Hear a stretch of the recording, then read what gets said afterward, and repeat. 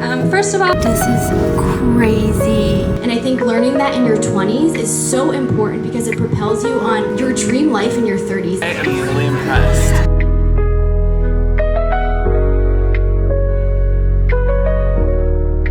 Hey YouTube, welcome back to my channel. I'm in LA right now. Like, I'm literally in LA. I haven't been here in like over 2 years. I used to go to school here. I went to Pepperdine if you're new here. I loved living in Malibu. It was so much fun. So I'm here this weekend for a super quick trip. It's gonna be so busy. I have an event tomorrow with Village Well. It's an independent bookstore and they're gonna have my journals and my books, and there's gonna be some other self-published authors there. People can ask questions. We're doing a panel. It's gonna be super fun. I'm gonna take you guys along with me. I'm gonna go to Malibu. I'm gonna go see Pepperdine, go to all my favorite spots, and I'm gonna show you them.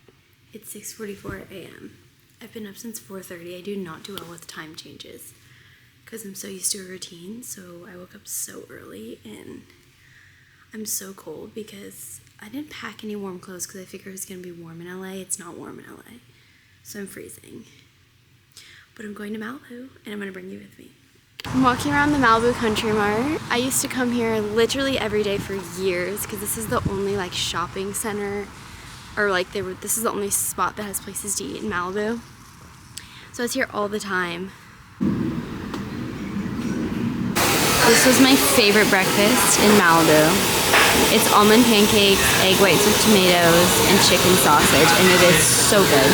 The best smoothie you'll ever have in your entire life is the lean protein smoothie from Vitamin Barn in Malibu. It's right next to Ralph grocery store. This is a staple. It is so good, and this is the first time I've had it in 4 years, and it's perfect. Like, Pura Vida cannot beat this. And I do like the Pura Vida Omer's post-workout smoothie. It's similar, but this is just the best you'll ever have. Basically the only hotel in Malibu. There's only like one other. Right. Crazy. Yeah, it's like such a mix of like what ended up going down and what didn't. Wow. Completely demolished. This is crazy. This is literally so crazy.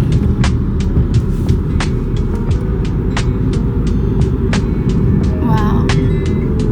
And this goes on for miles and miles and miles. Like that literally is right there. It's right behind here. It's crazy to see like inside when the houses are like half burnt and half not. Just getting ready. I'm so excited. I feel like this is a different kind of event. I feel like every time I do an event, it's something different. But this one I'm really excited about.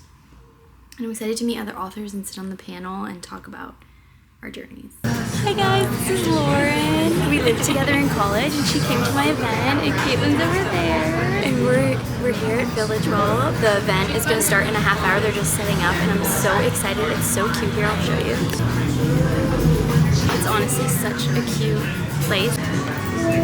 Hey guys, we're at Village Well for some coffee and we're setting up for the panel. We're about to start and I'm so excited. I have my friends and great future. Very proud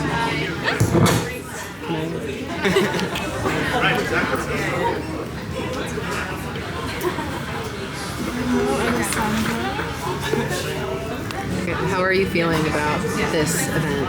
I'm excited. We've got a good crowd. It's going to kill it. She is going to kill it. Great crowd. Chase, how do you feel about this event? I am really impressed. I am seeing Allie amongst so many people who've written books, and it's so insane that I know one of them. Like, I don't know, I have so much respect for authors, so it's very exciting. So all right, first of all, I just wanted each of you guys to introduce yourself, let our audience know what your book is, give us a really short pitch. Hi everybody, my name is Alessandra Gessiato and I'm an entrepreneur and an author, and I have 2 of my works with me today. This first one is called My Heart's Battle Cry. It's a poetry book. I was born with the atrial septal defect, which is a hole between the top 2 chambers of my heart. And my parents always told me growing up that we are given obstacles in life to propel us forward, and this takes you on that journey. And my favorite thing is journaling. This is the Breakthrough Journal. It's a 5-step guided journal that takes you through the same process and release format that therapy takes you through. And Yeah, these are my two works that I have with me today. Thank you. It's 9 years old, and it was that Justice journal that was sparkly and furry and had my initial on it, and I'm sure like other girls in here that are my age had the exact same one.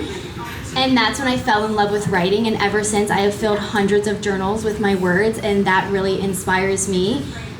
Also, a lot of my ideas come to me when I'm sleeping, and I'll wake up and be like, oh my gosh, I had that thought. And like Hazel in the morning, I'll journal that out, and that's how I come to my ideas for my books and my journals. I've published a book and a few journals, and I think so the first thing I published was a journal. I actually just did it for fun. My passion is journaling, and I've always loved journaling, and I've realized how important it is to your mental and emotional health and to your personal and professional success as well. And that's something that I talk about a lot when I go to different universities and I speak. So when I published for a journal, like it just seemed like different. It wasn't like required to have like an ISBN, and at the time I didn't even really know what that was. I still put an ISBN on it to be safe because I was scared. You never know, like I don't know what's gonna happen if I don't. So that was an easy process. Then when it came time to publish my poetry book, I just watched a ton of YouTube videos. I'm a big YouTube girl. I looked up every video with people that have self-published and learned what they did, what websites they went to, how they got their book in retailers. Like I looked through everything, and then through all those videos, I was able to learn how like the publishing process works. And once you understand it a little bit, it's not like as scary or difficult as you feel. Even when it comes to getting it like copyright with the United States, like that actually wasn't as hard as it sounds. So my best advice for anyone who is going through the process or considering going through that process is to do a lot of research. And there's a lot of resources out there through TikTok, even Instagram, YouTube, and watch those, read books, come in and talk to other authors, and that's kind of how I did it. And let me know if you've read it as well. It's called The Defining Decade, and it's about living life in your 20s, and it's one of my all-time favorite books, and I think anyone in their 20s should read it. Even if you're not in your 20s, you should read it. And it really inspired me, and it opened my eyes to this world that we live in our 20s, where we're all taken back by heartache and trauma and grief. We're born with such resilience to overcome everything in life, and I think learning that in your 20s is so important because it propels you on your dream life in your 30s. And I think a lot of people talk about like, oh, have fun in your 20s because your 30s is like when you get serious. And I think honestly, have fun in your 20s, but really get serious about what you want in life, who you are, what things you want to work on about yourself, how you can become better. And that's kind of what inspired me to release my story, My Heart's Battle Cry, and then also creating wellness journals for people to have that tool along with the book that they could use daily to perfect themselves and become the best version of themselves and release those things that are holding them back. And so I focus mainly on 20s, but obviously journaling is great for any stage of life. I always say it's great for moms because moms give up everything for their children, and they need time for themselves, and in the morning that's a great time to journal. And so that's kind of what inspired me to release these, to help other people become their best self.